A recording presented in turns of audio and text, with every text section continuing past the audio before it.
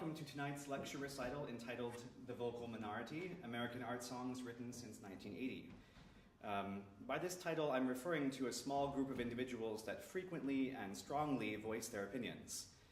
As you can see from the program, we will explore exactly one art song from each of the 12 contemporary American composers working in the art song genre in the last 30 years.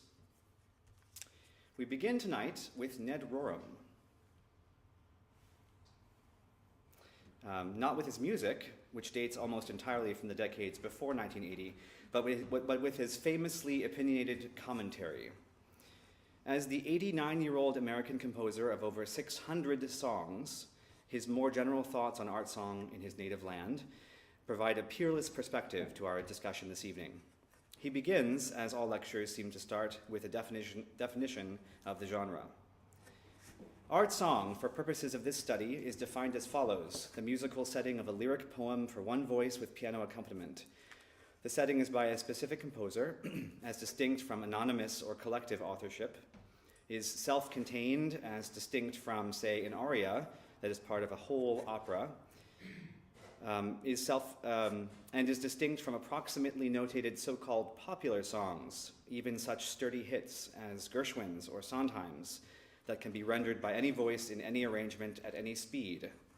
American art song is, no more and no less, simply art song by an American. So far, so good, right? Simple stuff. I want to continue reading from this article because I feel like we need to hear the context that Rorem has to share before we hear the efforts of tonight's composers. Quote, "I myself composed dozens of art songs before ever hearing the term and suddenly realizing how clever I'd been. Yet then, as now, I mistrusted the term, found it pompous, never used it. For art song is not a description, but an opinion, coined to distinguish the genre, in kind, if not in quality, from pop song. All song, of course, is a specialty within a specialty, like Chopin's writing almost solely for piano. Art song exists within that specialty, and it is elitist. For if there were no elite, there would be no pop song against which to define itself.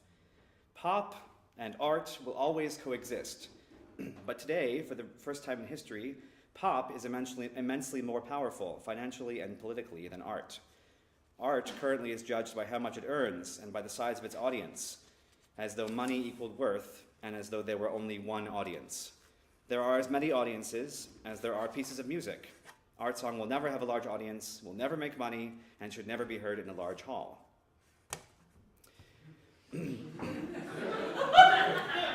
Here we are.